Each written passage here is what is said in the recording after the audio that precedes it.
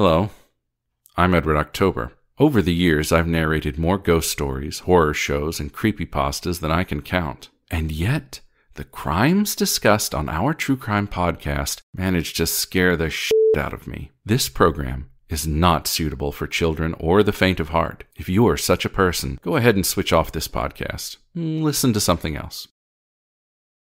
Are you still with us? Well, we've warned you.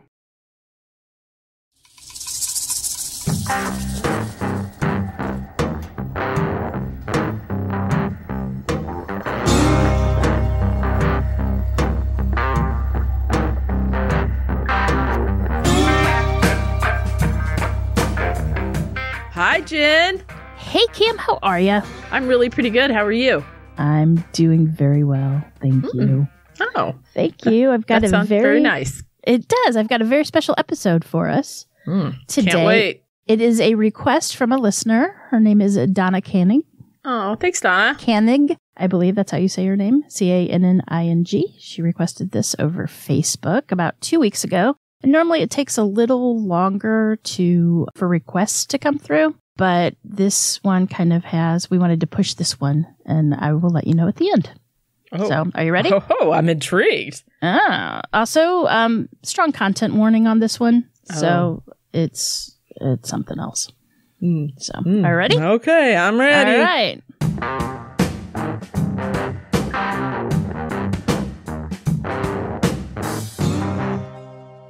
It has been theorized by the experts who study serial killers that a killer's first victim often knows the offender or, at the very least, lives nearby. Sometimes they are neighbors or friends of friends, coworkers, or possibly people who attend their church. The reason for this is something most of us can relate to. He or she is comfortable and feels safe in that environment. Comfort relieves stress, anxiety, and feelings of trepidation. In other words, even a serial killer feels the need for a security blanket when he or she decides to release the unholy path of destruction on his fellow humans. Unholy path of destruction on their fellow humans. Ugh.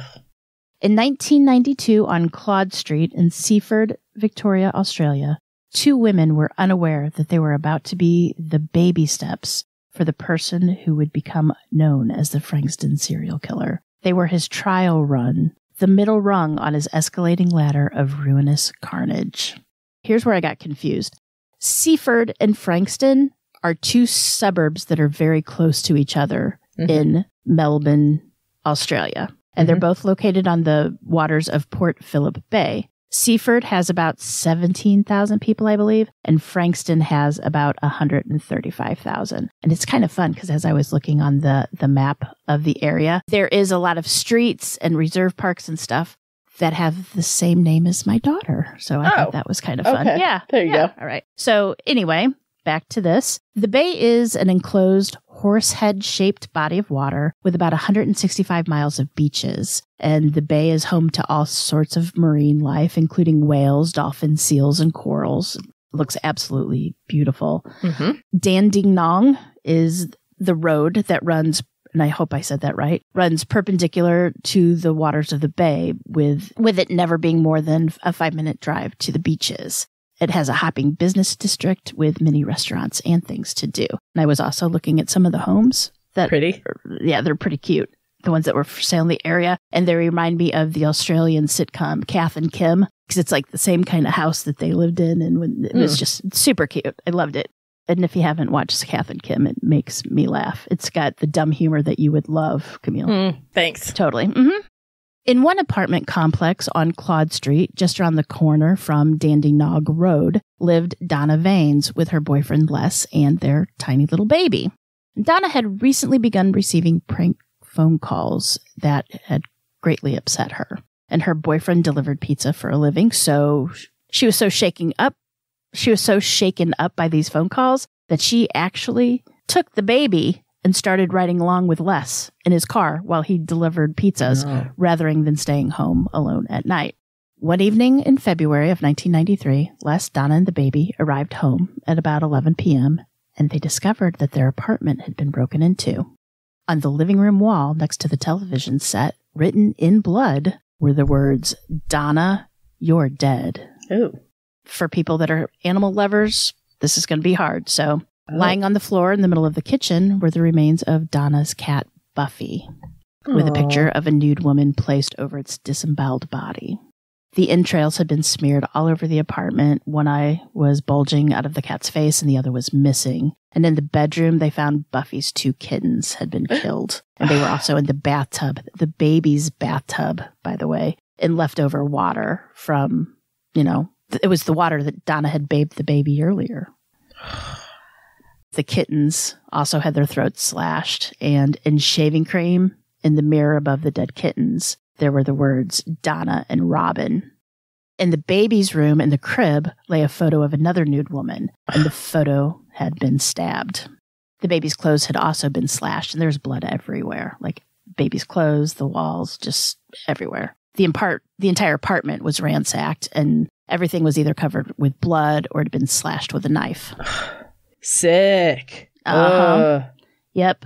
And now, aside from being absolutely horrified, right, Donna tried to think of who the hell could have possibly done this at all. I mean, she didn't have any enemies, and she had no idea who Robin was. Her current boyfriend, Les, was not the father of the baby, but the split between her and the baby's father had been very amicable. She didn't really think he could have been responsible for that mess. Still, the police checked the ex-boyfriend out and found that he had an alibi during that time of the break-in, and he was cleared of any involvement.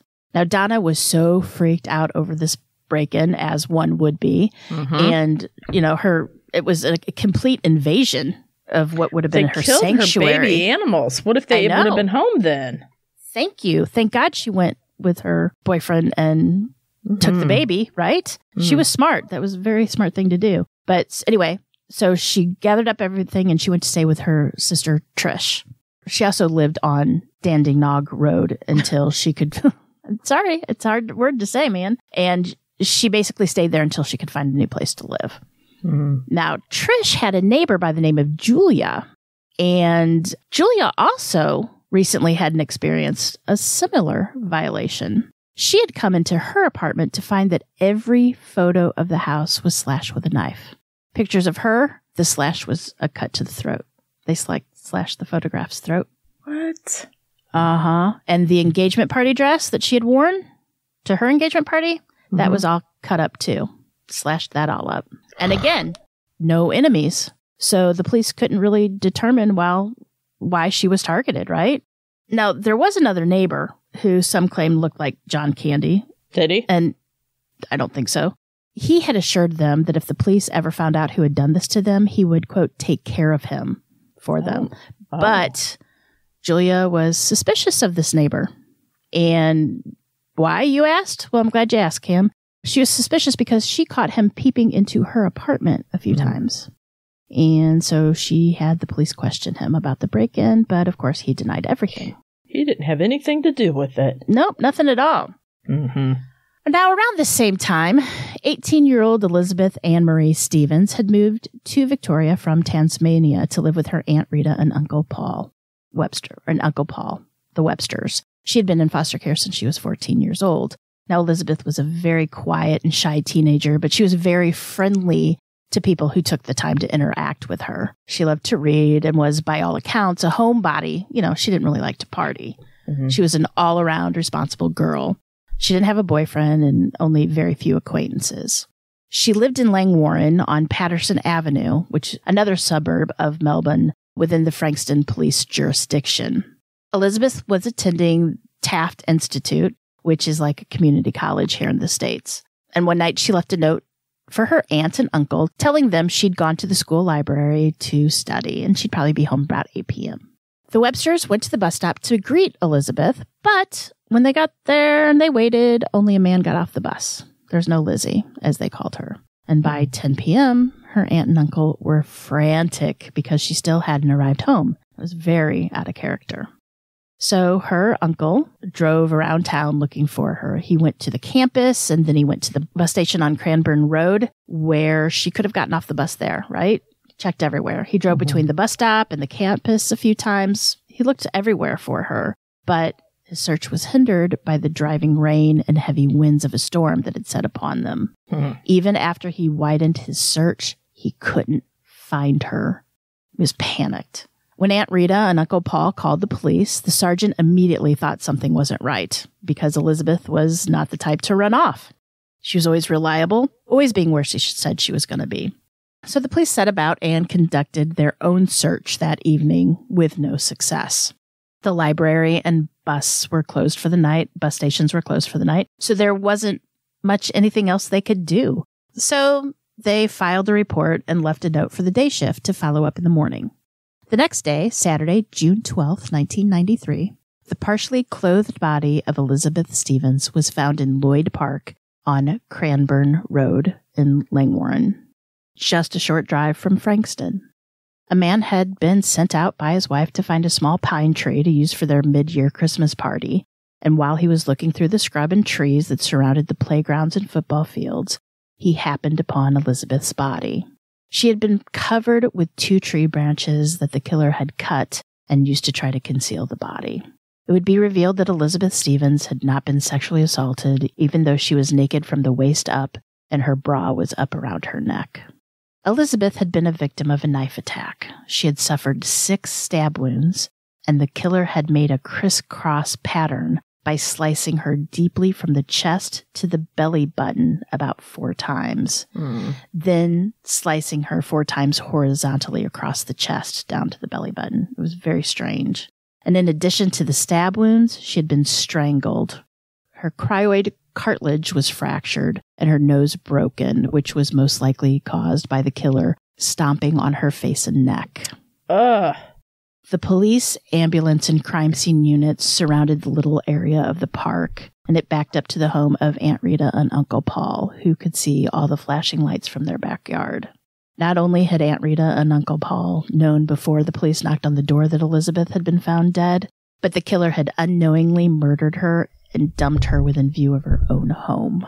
The pathologist found petechial hemorrhages in her eyes and believed that she was unconscious when stabbed, and the crisscross pattern that was done after she had passed. So he mutilated the body. Such a bastard. Such a bastard. The police were stumped at first. Elizabeth didn't have any enemies. I mean, she was a nice, quiet girl, right? Only a few acquaintances, really. So they assumed that this had been an attempted rape. Investigators diligently tried to gather evidence, but the rain had washed everything away. They found Elizabeth's bag and top nearby, but neither revealed any forensic evidence. Having nothing to go on, the police set up a roadblock and displayed a mannequin dressed in clothing that matched Elizabeth's to see if it triggered any memory of passersby, right? Or, it triggered a memory like, oh, yeah, set it up on the street and you know what I'm saying, right? Yeah. I mean, they had everything perfect from her shoes, her socks, everything matched poor Elizabeth's, what she had on. They canvassed the college, they interviewed every student and faculty member, and everybody was cleared. And a few people did come forward saying that they saw her at a restaurant and another heads at the Taft Institute, but nothing that really would give police any clues about who her killer would be.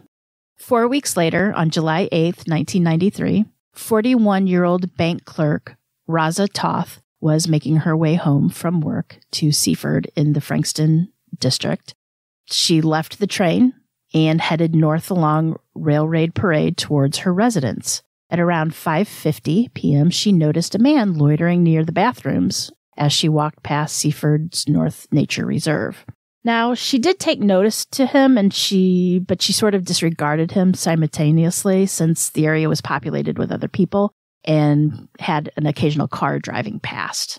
But unfortunately, she should have paid attention to her first instinct because the man ran up behind her, covered her mouth, and forced her to the ground. Then he dragged her into a grassy area. And there she fought and she struggled, but she couldn't get away. He shoved something against her skin and said that it was a gun to quiet her down or he would, quote, blow her head off. Oh. But soon, Raza realized that it wasn't really a gun. It didn't feel like metal. It felt more like wood. So, I mean, I guess that was a little better. But she still fought back with everything she had. She even bit down on his fingers quite a few times. And somehow she was able to push him off, and she made it to the tree line by the road. And there, the man grabbed her by the hair and yanked her back. But luckily, a car drove by, and of course, it scared the man, so he ran off. So this gave Raza the chance. She went screaming for her life, and she ran back to the road. And there she was able to flag down a car, and the driver gave her a ride home. And let me just say kudos to the driver, because it was a woman. And this was it was dark out, I'm assuming. This woman was brave enough to stop. So I don't know if I would. I think I'd be I know. I'd be afraid that it was some kind of setup, trick, right? Yeah. But not only did this woman stop, she made sure that Raza was safe. She took Raza back to her house and even waited with her until Raza's son came to sit with her and be with her. Right? I mean, the woman, just kudos. I mean, that's a hero right there. Mm-hmm. While Raza had her clothing ripped and she was missing part of her hair, she was determined to give the police a description of the man who had attacked her. She said he was about 18 to 20 years old, just under 6 feet tall, had a round face, blue eyes, and he was wearing a blue jacket and a beanie. She said that the man had run in the opposite direction through the fields when she had broken free. And I guess, since I'm telling you this, that is the man that's responsible for Elizabeth Stevens' death. Mm-hmm. Or right. Mm-hmm. I mean, we just don't throw in random acts of violence anywhere, right? So unfortunately, this man, the killer, was not satisfied. He was determined to kill somebody that night. So less than an hour later, he would find the perfect victim in 22-year-old Debbie Freem. Mm. Now, Debbie had just given birth to her first child just 12 days earlier. Oh. Debbie was making dinner for a family friend named Russell, and she realized she had no milk. So she left her son Jake asleep in the house. Their little 12-day-old baby boy Jake was asleep in the house, and Russell was watching him, and she ran up to the store, which was about a half mile away.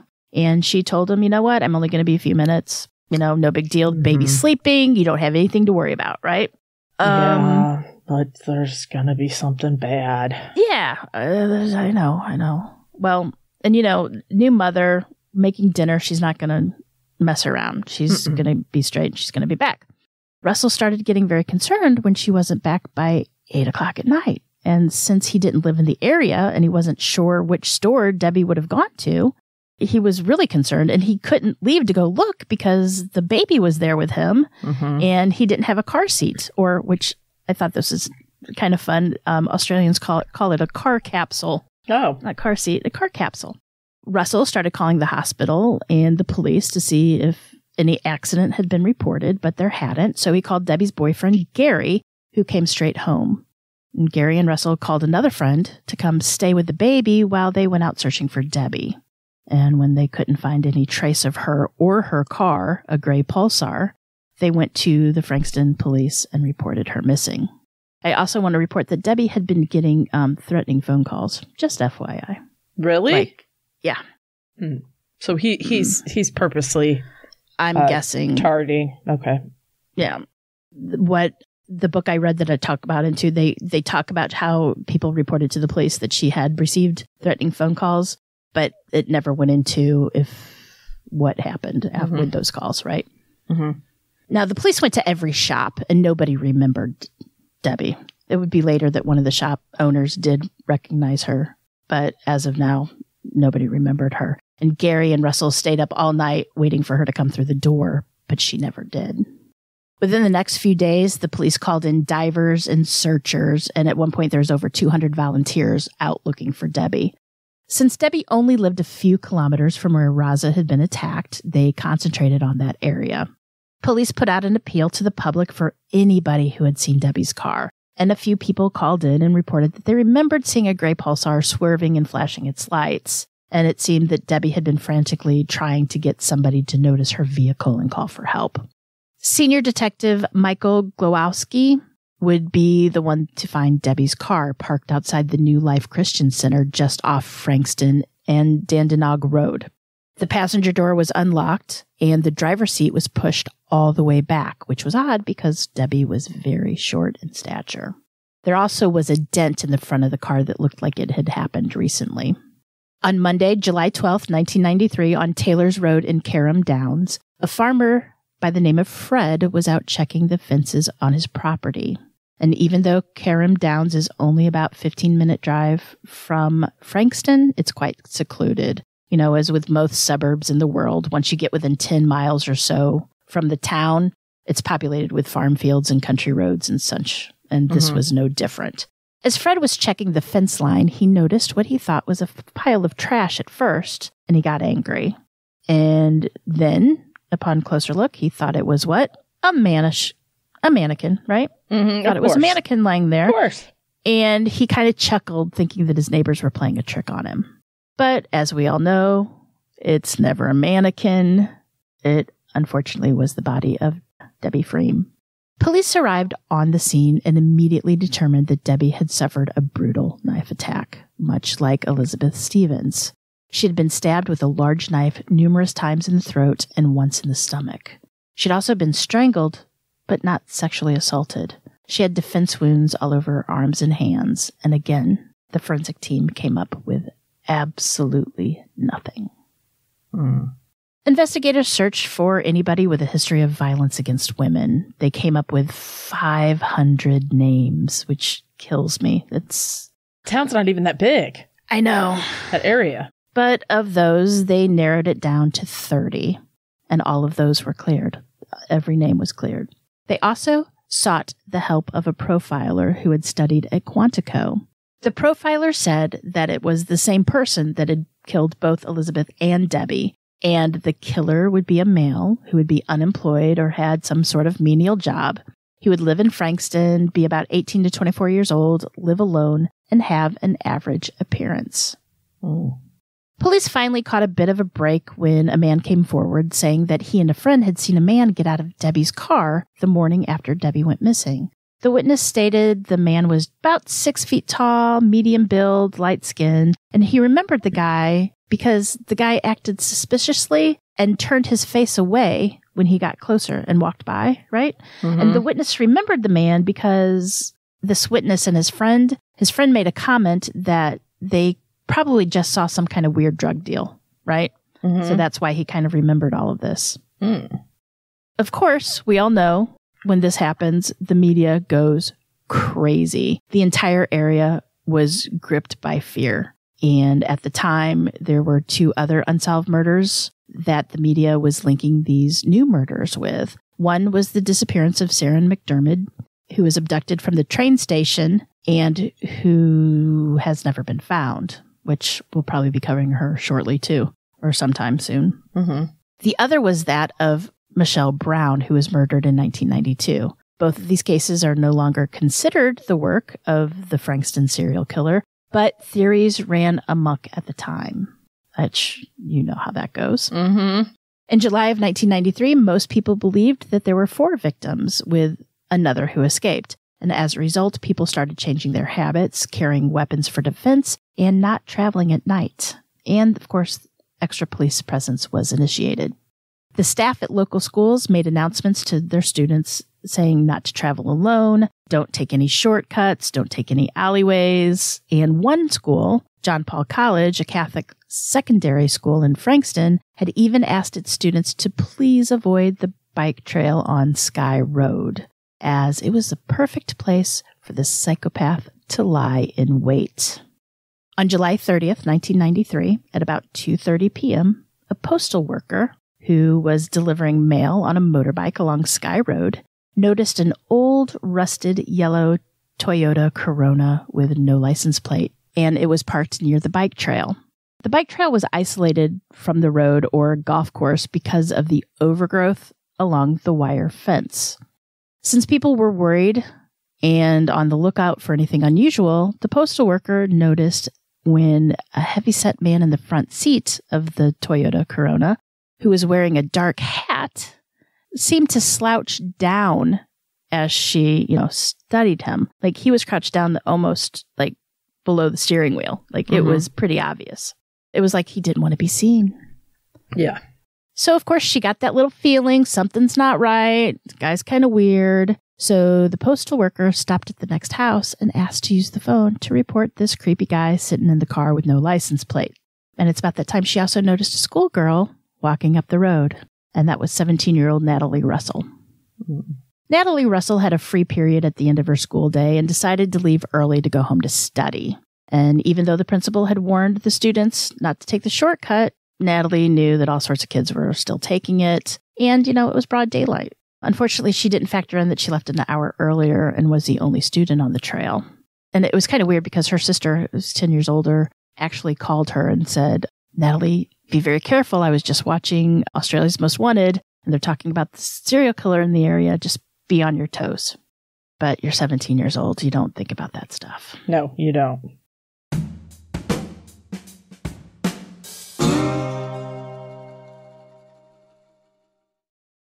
Cam, I'm so excited. We get our boxes of HelloFresh delivered today. Woohoo! It's so exciting, isn't it? And for those that don't know, HelloFresh delivers fresh, pre-portioned ingredients along with delicious seasonal recipes right to your front door. And the ingredients are picked at peak ripeness for quality that you can taste. And they travel from the farm to your home in less than 7 days, so you really know it's fresh. And honestly, it's the best thing Cam and I have ever done for ourselves. It really is. HelloFresh offers about 40 recipes and over 100 seasonal and convenience items to choose from each week. Plus, there are options for everyone and every lifestyle. This is my favorite part. You can choose vegetarian, low-calorie, kid-friendly meals to pick from. They're all there and more. Plus, they have ready-to-eat salads, sandwiches, soups, and more to add to your order. Makes eating on the go easy. The low-calorie, you can't even tell it's low-calorie. It's filling and it's great, right? Not comfortable in the kitchen? Like us? No worries. HelloFresh's foolproof recipes arrive fresh with pre-portioned ingredients with easy-to-follow directions. They give you everything that you need. I mean, you don't have to add maybe salt and pepper. That's it. And, spring is such a busy time of year for my family. And we're usually all running in separate directions at top speed all the time. It's crazy. But with HelloFresh meals, not only do I not have to worry about figuring out what to make for dinner, which personally is my hardest part, but I don't even have to go to the store because HelloFresh has sent me everything I need to make the meal. It's so easy. It is. I'll just have to go to the refrigerator, grab a bag of the HelloFresh meal, follow the instructions and recipe that is included, and roughly within 30 minutes, bam, my family and I just sit down for a meal, and everybody loves it. We've yet to find one that we don't like. And oh my gosh, cleanup is a breeze. Since everything's pre-portioned. You don't even really need tablespoons or any of that kind of stuff. So, and no joke when I say HelloFresh is a lifesaver. I love it. It's the best thing ever. We want you to love HelloFresh as much as we do, so we're offering you a discount code for you to try it. Go to HelloFresh.com/OTCP50 and use code OTCP50 for 50% off, plus your first box ships free. That's HelloFresh.com/OTCP50 and use code OTCP50 for 50% off, plus your first box ships free. HelloFresh, America's #1 meal kit.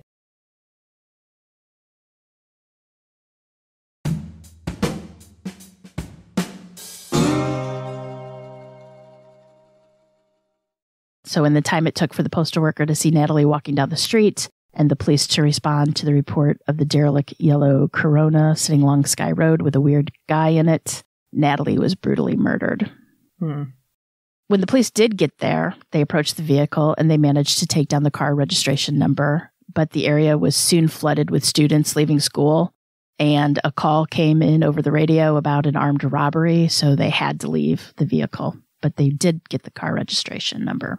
Students along the trail would remember seeing a shoe lying next to a hole that had been cut in the fence. Another would remember a man walking away quickly with his head down and his hands in his pocket. And that man would make his way back to the yellow Toyota Corona to see police writing down his car registration numbers and turn and leave. At 8 p.m., Natalie was reported missing. Police learned of her usual shortcut home and immediately went to the bike trail. There they found several holes along the fence, and through the third hole, they found Natalie's body soon after midnight. Police put off working the crime scene until the next day because they didn't want to lose any evidence in the night or tear up a crime scene by bringing in floodlights.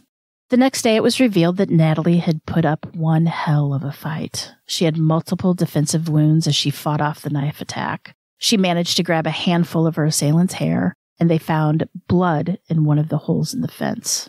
They also found 2 straps from a pair of binoculars that had blood on them, and most importantly, it appeared as though the killer had left a chunk of his own skin behind in one of Natalie's neck wounds. Ugh. Police knew that if they could find a suspect, they would most likely match the pliers used to cut the fence. And this time, the police had DNA evidence. And it was discovered Natalie's cause of death was listed as multiple neck and facial injuries. I mean, that bastard sliced her face from the right side of her mouth up to the hairline by her right eye. And he cut her 4 more times. I mean, and this is after death. I mean, he just brutalizes the bodies. Never rapes them. They're never raped. But she was slashed. She died he slashed her throat. Huh. Just a brutal killer then. He's a bastard is what he's horrible. Also, thanks to an alert and civic-minded postal worker, they also had the registration numbers from the yellow Toyota Corona. And when they ran the registration numbers, they found that the car belonged to a man by the name of Paul Charles Denyer. Denyer had been checked out by the police once before for sitting in a car alone in a parking lot. I mean, he's not. Born on the 14th of April, 1972 in Sydney, Australia. And I want to say a few bad things happened on that day, too. 1906, Mount Vesuvius erupted in Italy. The Titanic hit an iceberg. President Lincoln was shot here in America. And Paul Denyer was born. So bad things happened on that date. Yes. Paul's parents immigrated from the UK in 1965. And at the time, Paul Denyer was unemployed.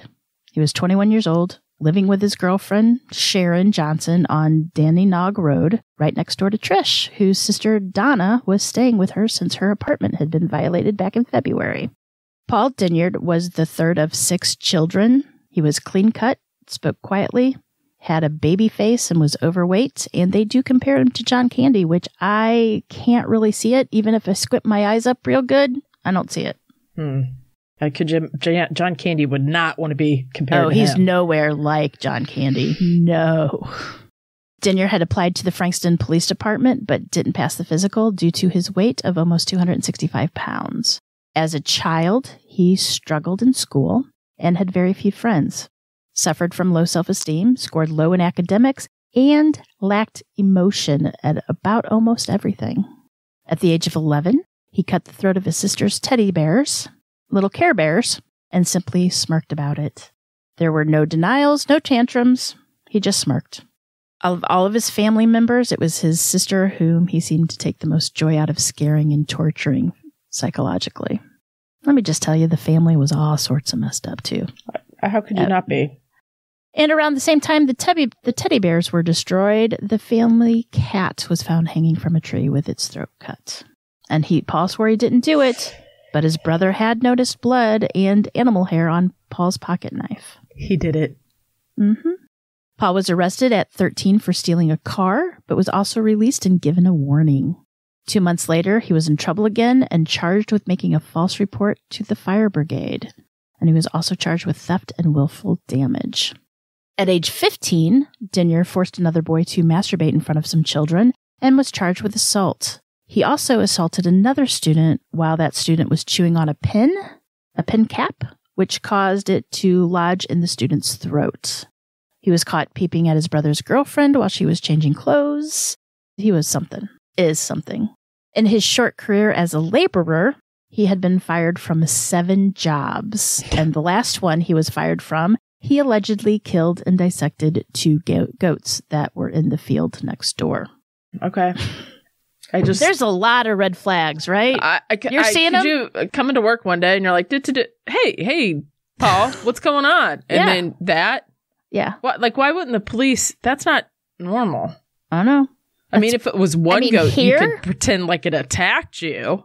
Here he'd be arrested and sued for property damage. Oh, totally. Right? So I don't know how that goes in Australia. He met his girlfriend Sharon at his grocery store job, and he said that he could never hurt her in a million years because she was his kindred soul, which scares me. He was fired from the store for intentionally running down a woman and her baby with a convoy of empty shopping carts. So when the police knocked on his door on the 31st of July in 1993 at around 3 p.m., Paul Denyer was not completely unknown to law enforcement. But Paul's demeanor was calm and unassuming. The police had been to his house earlier and left a message with Sharon saying that they had some routine questions to ask. So when they showed up with 3 officers, he commented on how there was an awful lot of them for just having some routine questions. But he did invite them in, and he gave them a detailed account of the day before. He claimed he woke up early, worked on his car for a bit, and then drove around looking for parts for that car. He had coffee with his mom's boyfriend, and then on the way home, his car overheated on Sky Road. So he walked around a bit, waiting for the car to cool down. Then he walked home for tools and water, and then went back to get his car later. Now, Paul had some interesting scratches and cuts on his hands. You don't say. I know. And he told police he got them while he was working on his car. Mm-hmm. And when they asked him what he'd been doing 3 weeks earlier on the night of one of the other murders, he remembered right away that it was a Thursday, right? I mean, hey, Cam, what'd you do March 4th? Do you know that day? Do you know what day it was? No, he did. He knew. Yeah. He also had good excuses for being near all 3 crime scenes on the night of all 3 murders. By 6:30 p.m., 3 hours later, Paul was asked to go to the police station for a more formal interview. When the detectives asked him, quote, "Do you think that's fairly coincidental? That you'd been near each crime scene on the night of the murders?" Paul said, yeah, it was.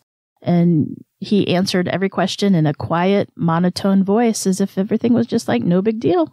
And you can find some of the interviews on some like TV shows and stuff. And he's he's calm. He's like, oh yeah, I was working on the car and it's the fan belt is the one that got this. And he slaughters animals and people. So matter of fact, I mean, just finally at 12:30, Detective Rod Wilson asked him if he would agree to give some DNA, some fingerprints and hair samples. And Paul said, yeah, I'll do it. No big deal. And so while waiting for the techs to come in and get samples, Denyer questioned Officer O'Loughlin about why they would need those samples. Had they found something at the crime scene? And, how long would it take to get them to get the results back? O'Loughlin told him that he couldn't discuss the case at all. And when Paul noticed that O'Loughlin was wearing a cross, he asked if the detective was religious. And then he asked him about God. And then out of nowhere, he just casually said to him, quote, "Okay, I killed all 3 of them." Oh, that's not where I thought that was going to go. I thought you were going to say he was going to nose around to see if he would go to heaven or hell. Mm-hmm. Wow. I think he knows. From then on, O'Loughlin sat in on the interview because Paul seemed he liked him, right? Mm-hmm. And one of the books that I read, or the book that I read, Frankston Murders by Vicky Petrius, I believe is how you say her last name. Petraitis. It'll be in the show notes. One of the detectives noticed that when the female forensic doctor walked into the room, Denyer's whole look changed. Like he was really open and friendly with the men, but once this female came in the room, totally changed. This is from the book. Quote, "His look seemed to say to the detectives, if you weren't here, I'd tear her to shreds." That's creepy. Good book, by the way. One of the best true crime books I've read in a very long time. I actually want to get the rest of her. She's kind of like the Anne Rule, I guess. Oh. She's really well written. And we'll discuss her later, too. At this point, Paul he just went and recounted every detail of the murders. He also took the blame for the attack on Rosa Toth and for breaking into Donna and Julia's apartments earlier that year. He even went so far to say that his plan the night he broke into Donna's apartment was to kill her, and she was supposed to be his first victim. But thankfully, Donna followed her gut and wasn't home that night. When asked why he'd done this to Donna and Julia, he said that it was because he hated them, right? Wow. The irony there is Donna and Trish kind of thought Paul was a nice guy, and they were dumbfounded when he was arrested for these brutal slayings. Well, when you're such a psychopathic killer like that, you may come across nice. That's just part of what you do. Unreal.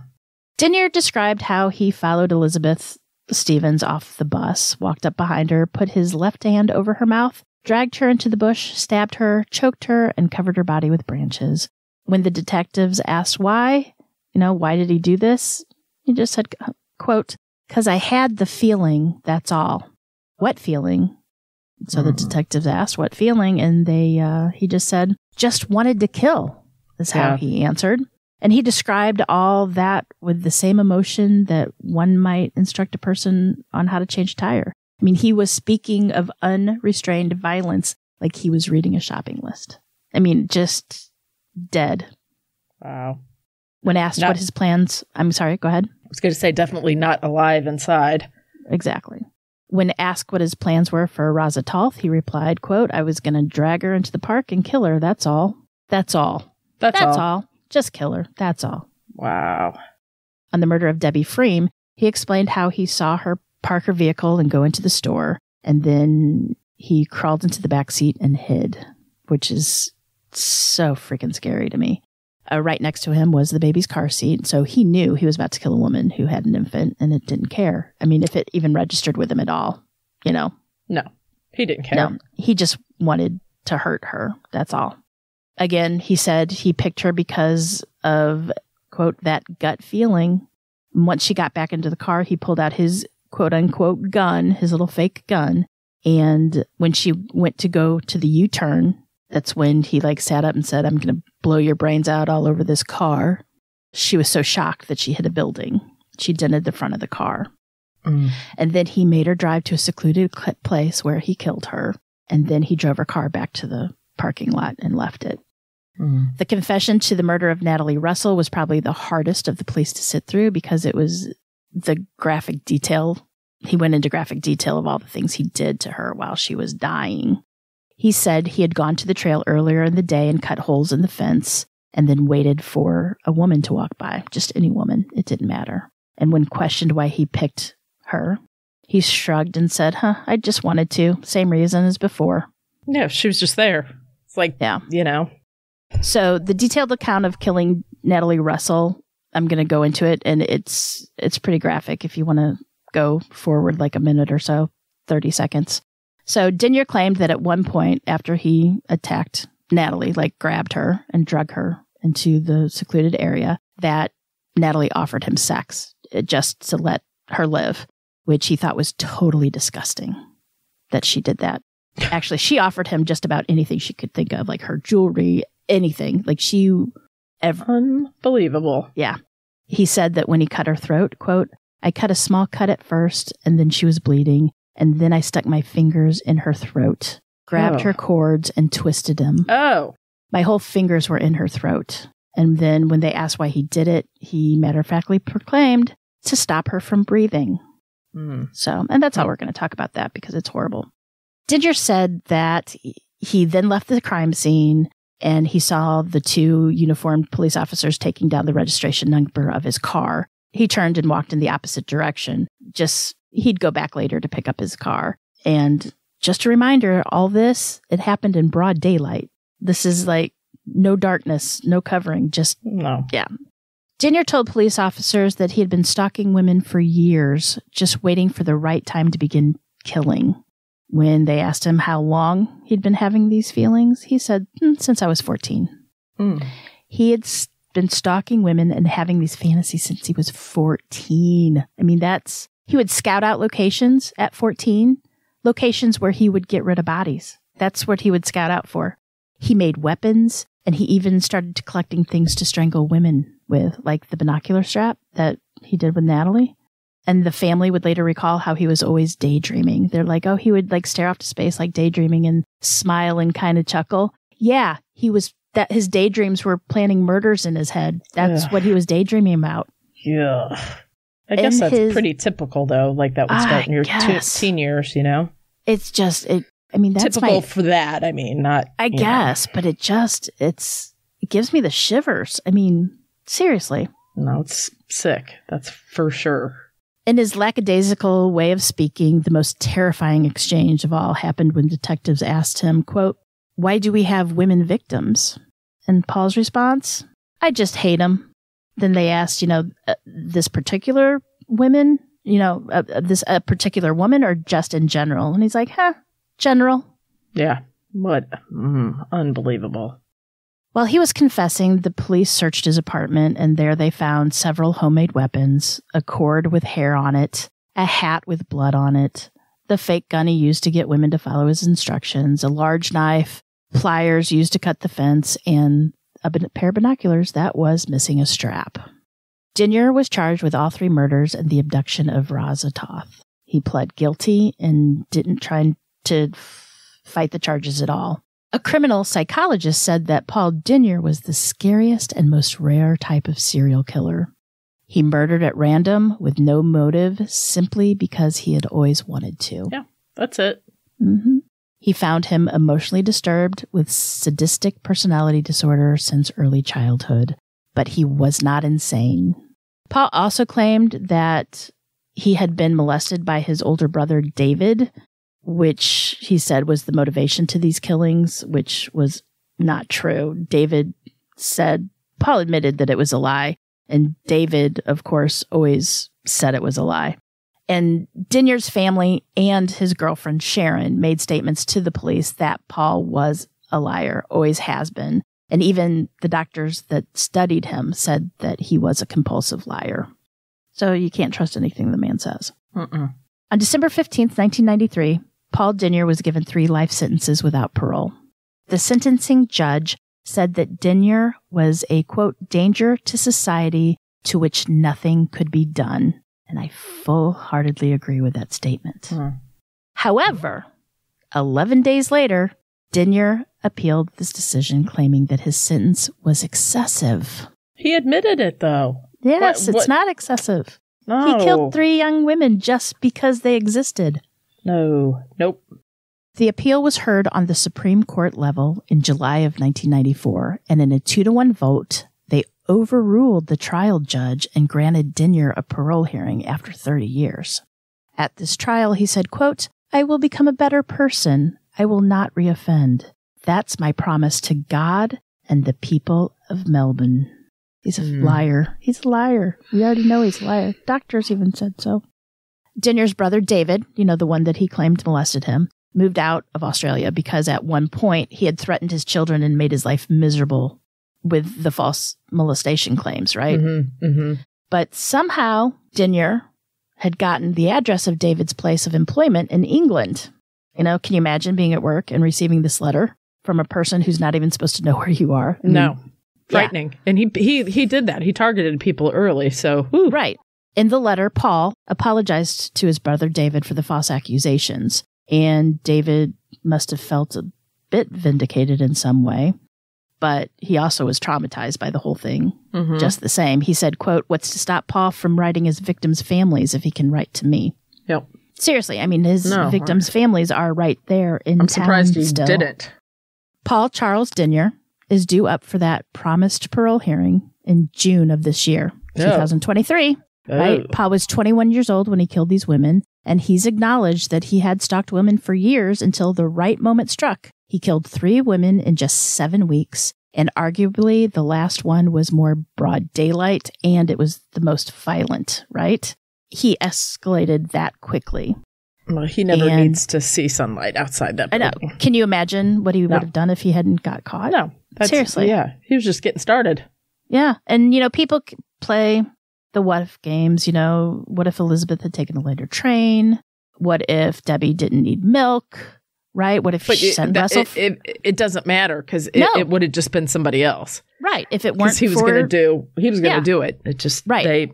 It would have been 3 other women, right? Because Paul was going to kill no matter what. Yes. So if Paul succeeds in getting parole this year, he would have served just 10 years for each young woman he murdered. He has been diagnosed with sadistic personality disorder, and as far as we can tell, he's never shown any remorse for his brutal crimes. So what we are asking everybody to do, tell your friends, there is a petition on change.org to sign if you want to help keep Paul Denyer in prison, which he needs to be. I've already signed it. Right now, I think they're sitting, as of when I looked this up, they're sitting at like less than 40K. Oh. So we need you to sign the petition. I mean, even in the petition, according to the warden working in the same jail where Denyer is kept, stated that Denyer still has a hatred for women.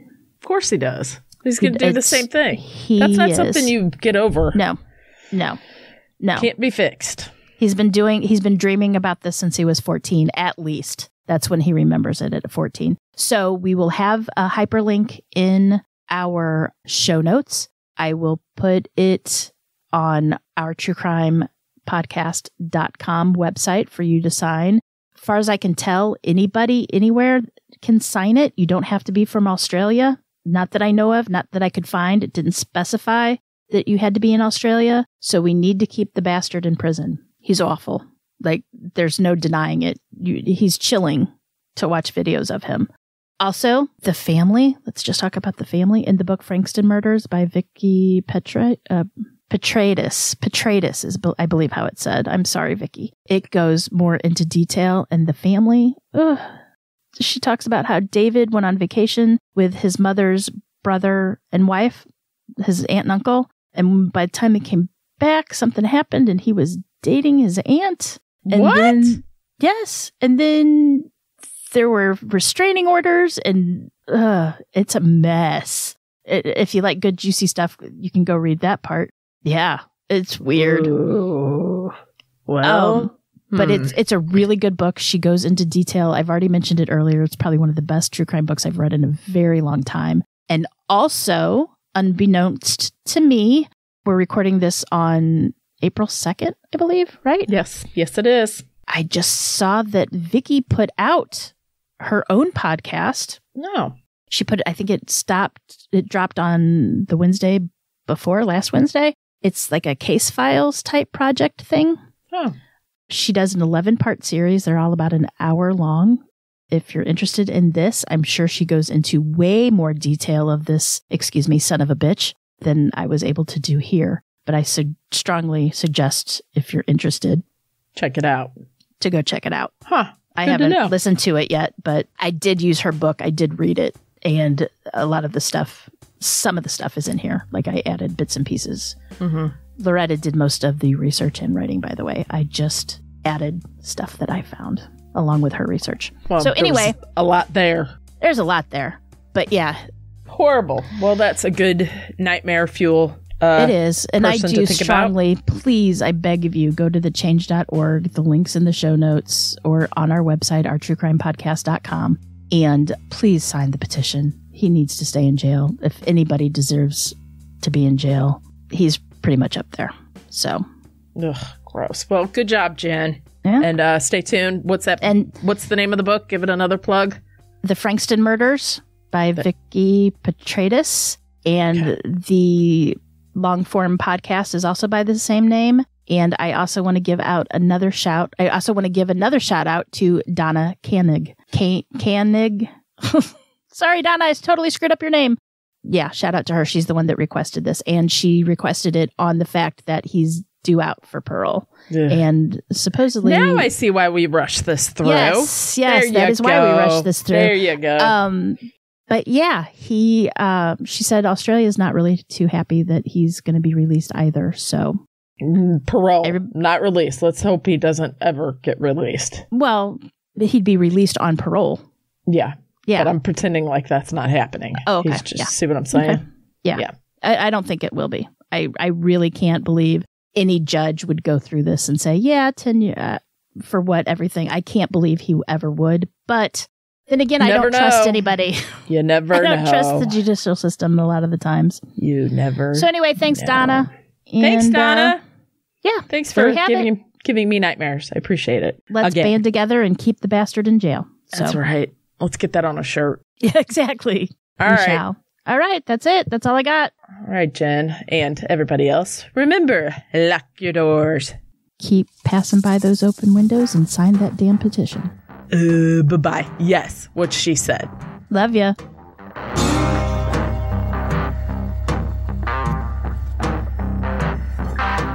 For more information about this episode, as well as all other sources, please check out our show notes or the podcast website at ourtruecrimepodcast.com. Our True Crime Podcast is developed and created by the hosts, Jen and Cam. Original music and audio mix of all our True Crime Podcast episodes is courtesy of Nico Vertesi from We Talk of Dreams. You can reach Nico at wetalkofdreams.com. Listener discretion is provided by Edward October from OctopberPod VHS. You can find all of his great works on YouTube. Please make sure to like and subscribe to our True Crime Podcast wherever you listen to your podcasts. We can be reached on Instagram and Facebook at Our True Crime Podcast or on Twitter with the handle at Our True Crime Pod. You can also email us at ourtruecrimepodcast@gmail.com. We would also at this time like to thank our patrons. We would be so lost without you. Thank you so much. And if you would like to help support the show, you can check us out on patreon.com/Our True Crime Podcast. You can also show your support by leaving a 5-star review on Apple or simply just tell your friends about us. It's that easy. Love ya.